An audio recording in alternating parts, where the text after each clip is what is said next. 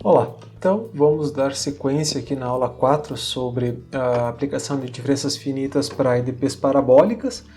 E a gente viu no vídeo anterior como discretizar essas equações e resolver elas usando o esquema explícito no tempo, onde eu calculo o meu passo de tempo atual com base somente em valores que eu já calculei, passo de tempos anteriores. E agora a gente vai ver então que o primeiro objetivo é como fazer essa resolução utilizando uma formulação implícita para o tempo, né? Como eu comentei no vídeo anterior, se a formulação implícita, aqui, o equivalente ao método de Euler implícito, ela é absolutamente estável, então eu não preciso me preocupar com garantir a estabilidade do método. E também vamos ver como avaliar termos fontes, né? O termo de consumo ou geração não lineares, né? Similar como a gente viu para as elípticas. Bom, então aqui eu tenho um exemplo, eu vou considerar o mesmo exemplo do vídeo anterior, tá? Eu só vou resolver ele agora utilizando uma formulação implícita. Temos essa equação diferencial aqui, então com os termos, é um termo transiente, termo advectivo, termo de difusão e o termo fonte aqui de reação, né, de consumo, com as condições de contorno aqui de valor conhecido na entrada e derivada nula na saída e a condição inicial associada. A discretização da condição inicial e das condições de contorno vai continuar mesmo, tá? Não vai mudar nada, porque essas eu sempre posso avaliar elas no nível J sem problemas, né? Não comentei isso no vídeo anterior, né? A gente utilizou uma formulação idêntica a essa. Por quê? Porque lá quando eu estiver calculando esse valor, esse aqui já foi calculado. Então eu posso só chamar esse ponto já calculado, né? O único cuidado que eu tenho que posicionar essa linha, digamos, do código depois da linha onde esse termo aqui for calculado. Aqui eu tenho então a equação discretizada utilizando a formulação implícita. Tá? Veja que a única diferença do exemplo anterior é que agora as derivadas espaciais aqui elas são avaliadas no nível J, seria o passo de tempo atual, aquele que eu estou calculando, e não no passo de tempo J-1. E essa equação então vai ser válida, né, para os nós internos aqui e para o tempo maior que a condição inicial. Eu vou definir aqueles mesmos parâmetros adimensionais, o número de Courant e o número de Fourier, para simplificar um pouco a análise, e vou agrupar, né, todos os termos que aparecem aqui multiplicando C e J, tem esse termo aqui dentro, aqui também. Então vou agrupar todos que multiplicam C e J, CJ menos 1 e CI mais 1 J. Então aqui eu tenho os termos que multiplicam o ponto, né, seria o ponto que eu estou calculando, o coeficiente aqui do CI-1, né, o ponto à esquerda, e o coeficiente do ponto à direita, e vou deixar tudo que é a função do tempo anterior aqui do lado direito, a mesma lógica que eu usei antes. Então o que for função do tempo que eu estou calculando fica no lado esquerdo, e o que é função do tempo anterior, do passo anterior, fica do lado direito. Então, o fluxo de informação, agora ele está vindo nesse sentido. Esse é o ponto que eu estou calculando e ele está sendo influenciado pelos dois vizinhos dele no mesmo nível de tempo e pelo ponto atrás dele no passo de tempo anterior na mesma posição. Usando a mesma lógica que foi utilizado já para os PVCs e para as elípticas, eu vou dar um nome aqui para esses coeficientes usando aqui a posição cartográfica deles. Então eu vou ter aqui o coeficiente AP, né, que é o ponto que eu estou calculando, um coeficiente AW para o ponto posicionado a oeste e um coeficiente AE para o ponto que está posicionado a leste, e vou deixar aqui a parte CIJ-1, deixar ela sozinha aqui por enquanto, lembrando, né, que quando eu estiver calculando esse valor aqui, esse ponto aqui já foi calculado, então ela é só uma constante pro meu código. Então eu vou ter esse sistema linear aqui que ele vai ter que ser resolvido para todos os pontos internos da minha malha a cada nível de tempo. Então agora para cada nível J, sempre que eu avanço para o próximo ponto, para o próximo nível J mais 1, eu preciso resolver esse sistema linear. Ele é um sistema linear aqui escrito na forma matricial, vai ter esse formato tridiagonal, né? Ele é em essência o mesmo sistema linear que a gente resolveu para um PVC. A diferença agora é que eu vou ter que resolver esse sistema para cada valor de J. Então aqui eu teria, né, as condições de contorno na primeira linha e na última, e os nós internos aqui da parte de dentro da malha. E a solução do meu sistema aqui então vai ser exatamente a concentração naquele nível de tempo J. Então vejo que agora eu vou estar obtendo todo esse nível J, eu vou estar calculando ele de uma vez só. Então eu obtenho toda a concentração para aquele passo de tempo de uma vez só, em uma única etapa. Mas eu posso, assim como no método explícito, eu posso ir marchando no tempo. Então eu parto da condição inicial, calculo para o primeiro ponto, né, para o J igual a 2 aqui, depois, com base no J igual a 2, calculo o J igual a 3 e vou caminhando ao longo da solução, né, marchando no tempo.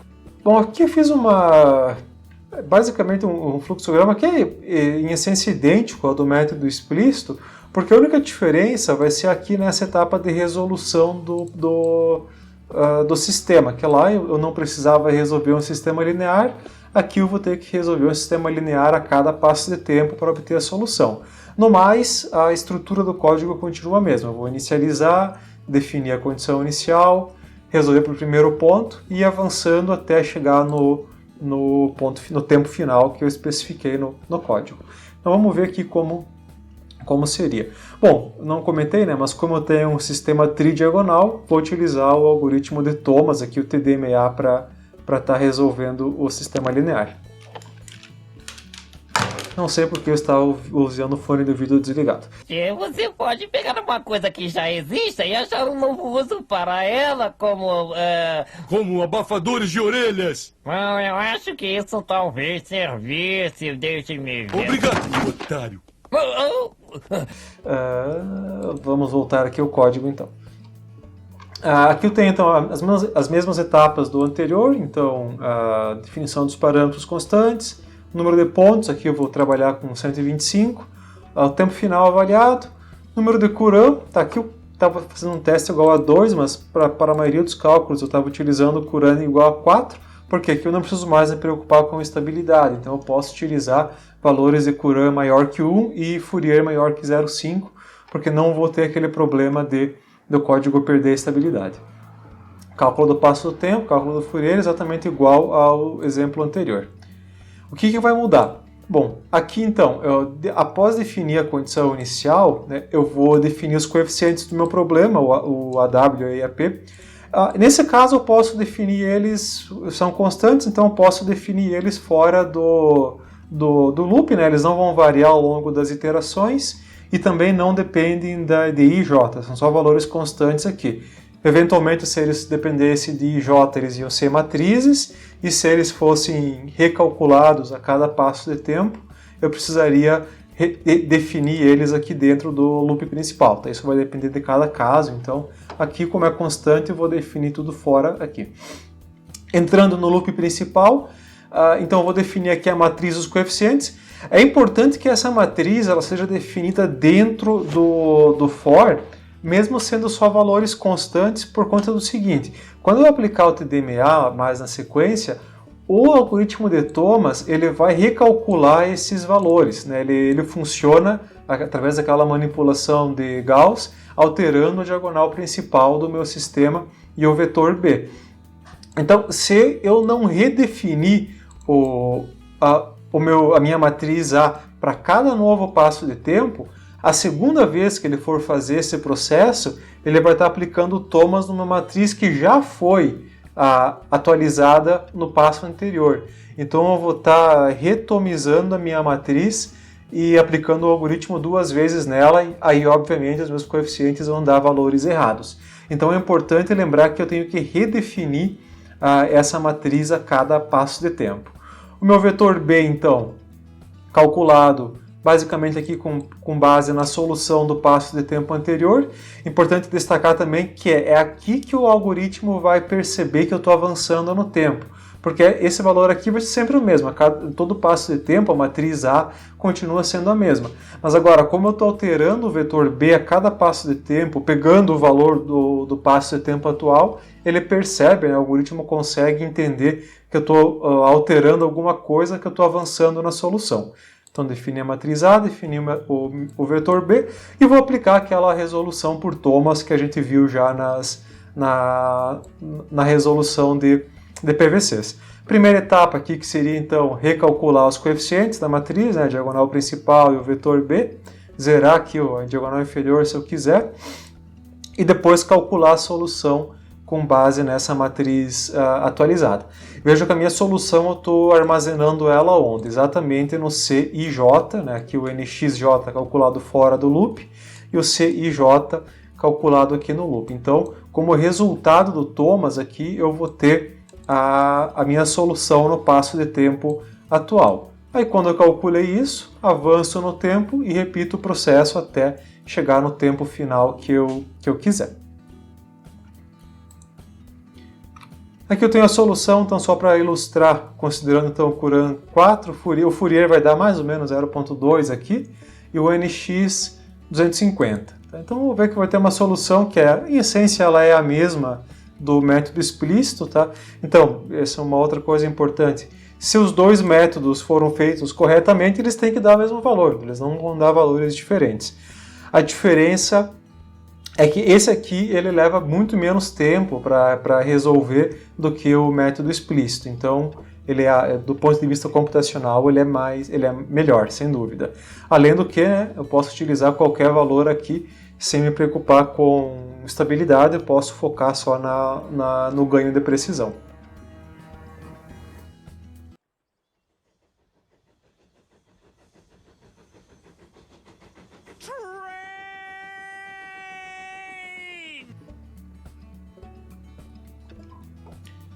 Aqui eu tenho uma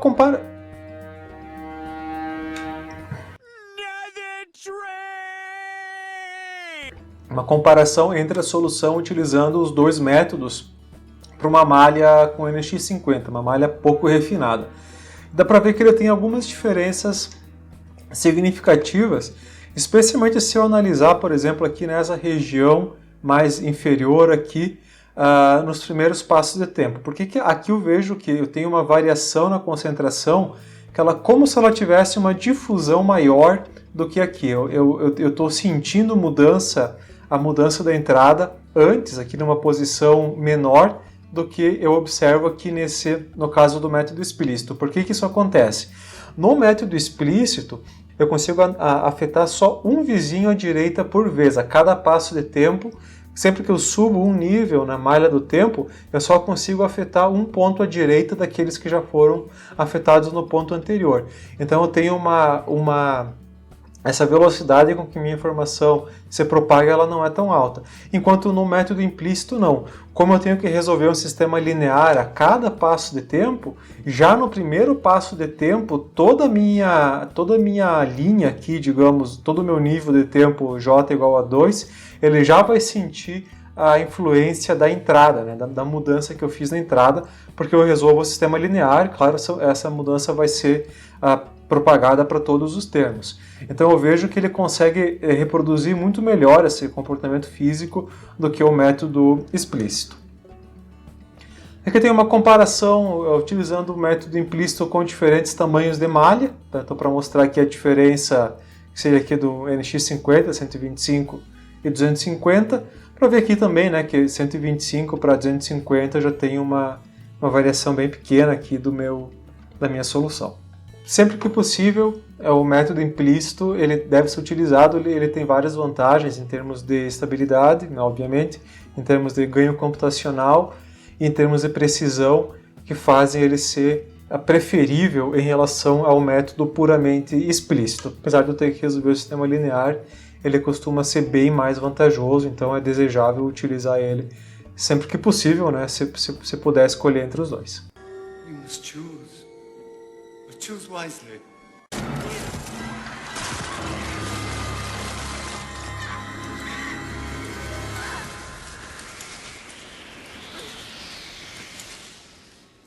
He chose poorly. Ok, falando agora um pouco então sobre possíveis termos-fontes não lineares que eu posso ter no meu problema.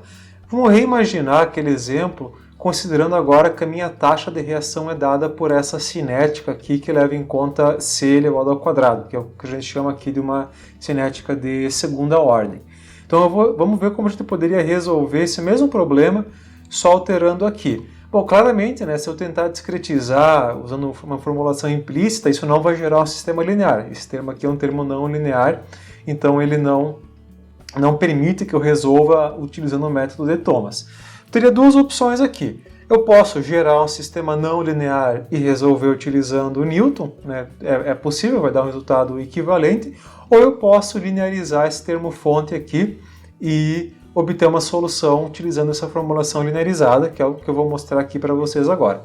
Então eu vou considerar aqui que essa constante de segunda ordem aqui agora vale 0,015, ela tem essa unidade, então para fechar tudo no final na unidade correta, ela é diferente, né, da anterior, mas os demais parâmetros eu vou considerar os mesmos valores. E a condição de contorno e condição inicial também considerar iguais às do exemplo anterior. Bom, lembrando então, como a gente viu no caso das elípticas, quando eu tenho um termo não linear, um termo fonte não linear na minha equação, eu posso fazer uma linearização dele usando uma expansão em série de Taylor truncada no segundo termo, que vai ter esse formato aqui. Então, se esse meu termo fonte aqui, que é uma função da concentração, ele passa a ser aproximado, né, com uma função avaliada num ponto que eu já conheço, né, esse asterisco aqui é um ponto conhecido, mas a derivada avaliada naquele ponto vezes C menos o C asterisco. Bom, o objetivo sempre é ter um C asterisco que seja exatamente igual ao valor que eu estou calculando, né? Se ele for exatamente igual, esse ponto aqui vai dar zero e a função no ponto que eu estou calculando vai ser igual a ela no mesmo ponto. Então, o ideal é eu conseguir ter um C asterisco mais próximo do C possível. Depois a gente vai ver o que a gente pode considerar como sendo um valor aqui. No caso das elípticas, né, por exemplo, que era um método iterativo, a gente considerava esse C asterisco o valor da iteração anterior. Como a minha iteração estava progredindo até eu chegar numa solução onde o valor que eu obtive era igual ao da anterior, então esse termo aqui estava sendo minimizado e a minha função aqui ia se aproximar, a FT lá, acho que eu chamei, né? A FDT ia se aproximar a FDT asterisco, beleza, tenho a minha solução correta. Agora aqui eu não tenho um processo puramente iterativo como no caso da elíptica, então eu tenho que mudar um pouco como lidar aqui. Então usando aquele termo fonte que a gente teve lá no problema, esse menos kc ao quadrado, como é que ele vai ser linearizado aqui então? Vai ser a função avaliada nesse ponto C asterisco, mais a derivada dela no ponto, vezes C menos C asterisco. E agrupando então, como a gente fez no exemplo das elípticas, chamando aqui um coeficiente SP, que vai dar aqui no caso, né, menos 2k C asterisco, sendo aquilo que multiplica a variável C, e um SC, sendo aquilo que não multiplica. Aqui simplificando já um pouco, né, os termos que vão ser parecidos. E aí fica a pergunta, né, qual valor eu posso utilizar para esse C asterisco aqui, sendo que eu não tenho um processo puramente iterativo como eu tinha lá. Bom, eu poderia pensar que o mais próximo que eu tenho do meu C é o valor da iteração do passo de tempo anterior, do tempo j-1. Então ele seria um valor relativamente próximo da minha solução C. Porque como eu estou avançando no tempo, obviamente, se eu disser que a minha solução está sendo igual ao do tempo anterior, implica que ela não está mudando no tempo. Então ele não é igual ao valor que eu estou calculando, ele é relativamente próximo, especialmente se a minha solução não varia muito rápido no tempo, mas ele não é um valor igual. Então qual a estratégia que eu posso estar utilizando aqui também? Eu vou fazer um algoritmo parecido com o que a gente fez para as elípticas, mas agora só para esse termo que vai ser utilizado no termo fonte. Então eu vou inicializar um vetor auxiliar aqui, um CSI, inicialmente com o valor do passo de tempo anterior, que a princípio é o melhor chute inicial que eu posso ter para cada passo de tempo, né? Lembrando que essa atualização, essa linearização, ela tem que ser feita a cada passo de tempo. Vou calcular então a concentração, né, usando esse passo de tempo anterior e vou verificar se esse vetor auxiliar que eu utilizei menos o valor que eu obtive como resposta, né, se essa diferença entre os dois é menor que uma precisão desejada, né, parecido com o que a gente fez no caso das elípticas. Se ele for, quer dizer que o meu chute inicial está bom, né, então avanço no tempo e vou calcular a próxima solução. Se não for, eu substituo então esse meu vetor auxiliar por aquele que eu obtive e recalculo a minha solução até ela ficar com uma precisão desejada. Até como eu falei, em essência a mesma ideia, né, de substituição sucessivas que a gente viu para o algoritmo das EDPs elípticas. Então aqui teria a equação discretizada, né, utilizando a formulação implícita. A única diferença então é que o meu termo fonte agora vira, né, aquele SP mais SC. Eu coloquei aqui SPI mais SCI, porque agora esses coeficientes eles não vão mais ser constantes, eles vão depender da posição I. Então eu coloquei esse índice aqui para a gente lembrar que eles têm que ser calculados em cada ponto I, né, eles não são mais constantes. E agrupando os meus termos, utilizando os adimensionais e fazendo como eu fiz antes, eu vou chegar nessa formulação aqui. Qual é a diferença? Bom, primeiro, o termo AP ele vai ser uma função do SPI. Então, como o termo I aqui, o SP, muda ao longo da posição I, o AP também vai mudar. Então, eu já identifiquei ele aqui como um API. O AW e o AE permanecem constantes nesse caso, porque, né, o termo fonte não alterou eles, então fica tudo igual. E aqui no lado direito, então, além de ter o termo do passo de tempo anterior, eu tenho mais esse termo aqui que vai aparecer na discretização. Então, tenho que lembrar de, quando for calcular o vetor B, o vetor solução para resolver o sistema linear, eu tenho que levar em conta essa parte linear do termo fonte aqui também. Bom, vamos ver o código aqui. Então, a parte inicial do código ela não vai mudar, né? Vão ser os parâmetros, os passos de tempo, a malha, a discretizada, tudo igual. O que vai mudar agora? Primeiro, que eu preciso, então, a cada passo de tempo, gerar esse loop de cálculo do erro com base na diferença desse meu vetor auxiliar e o vetor que eu estou utilizando como solução, até os dois convergirem. Então, dentro do loop principal de avanço no tempo, eu vou inicializar aqui uma variável erro, uma variável precisão desejada. Vou inicializar esse meu vetor auxiliar sempre com o valor do passo de tempo anterior, né? Ele é o mais próximo que eu tenho a princípio para trabalhar, então ele é conveniente eu utilizar ele como chute inicial. Tá? De novo, ele vai ser calculado até convergir. A não ser que o meu ΔT seja muito grande, esse cara aqui ele vai estar bem próximo já da solução real, então esse algoritmo ele converge rapidinho.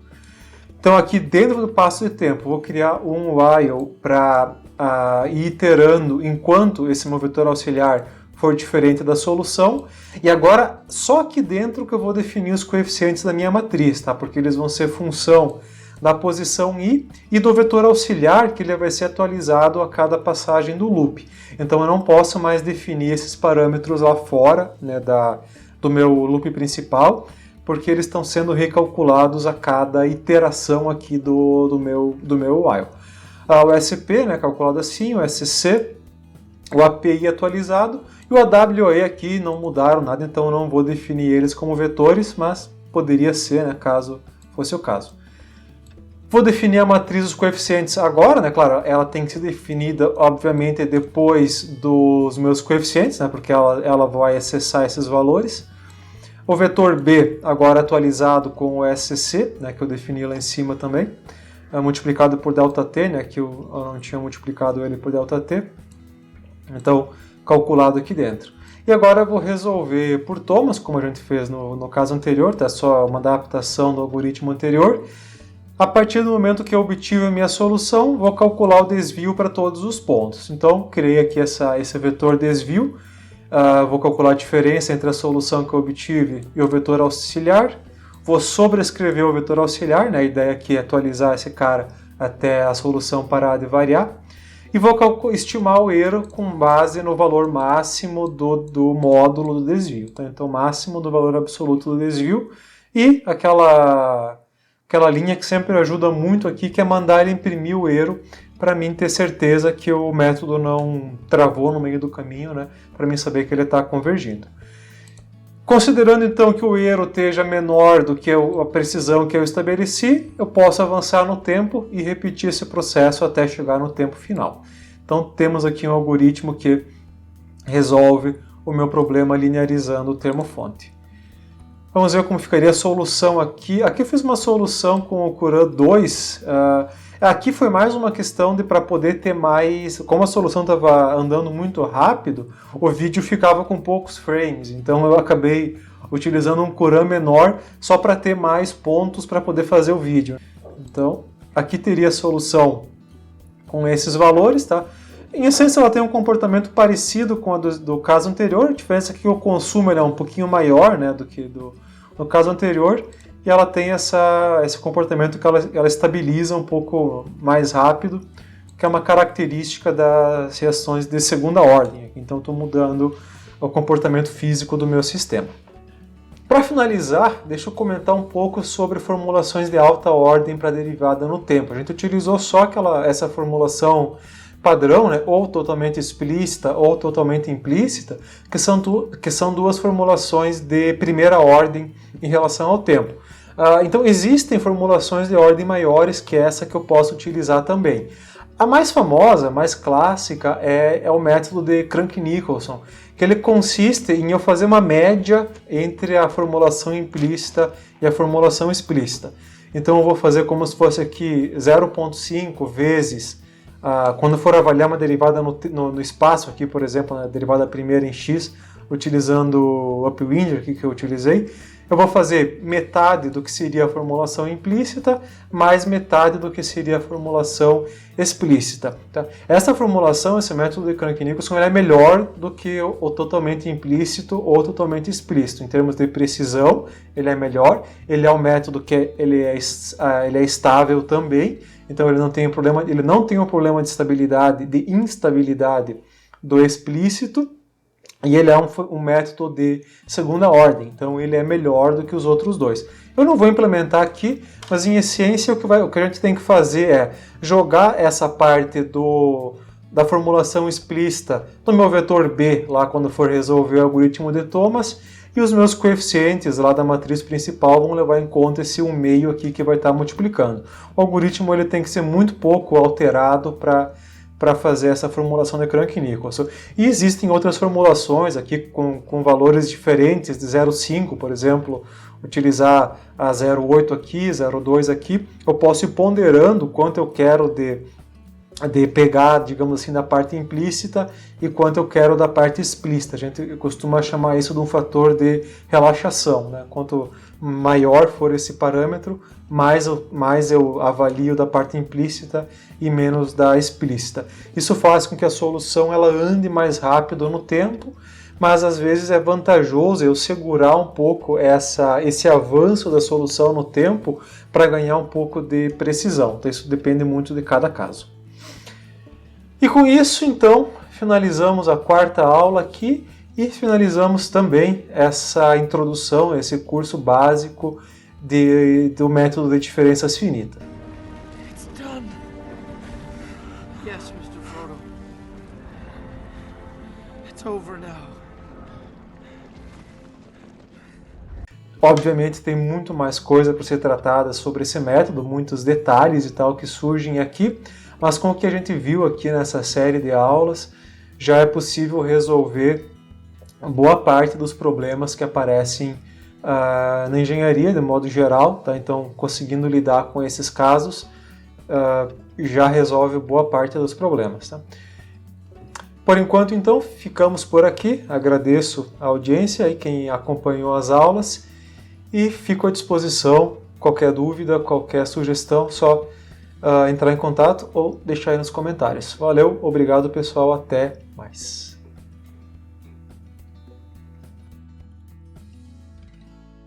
Qual a sua mensagem para a Terra, Bilu? Apenas que busque conhecimento.